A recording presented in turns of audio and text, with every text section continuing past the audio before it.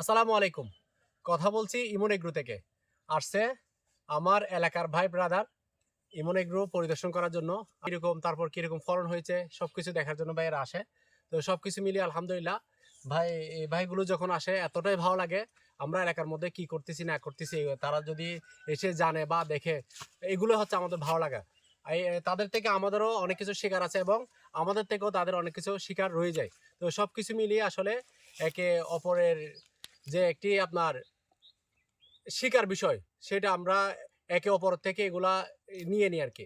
তো সবকিছু মিলে আলহামদুলিল্লাহ এখন ভাইদেরকে এখান থেকে ভরে খাওয়ানো হবে, যার যতটুকু প্রয়োজন সবাই নিবে। ভাই নেন।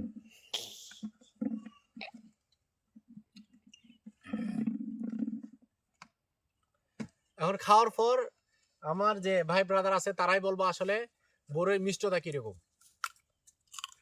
মাশাআল্লাহ মাশাআল্লাহ, অনেক মিষ্টি। ভালো হয়েছে বড়ই।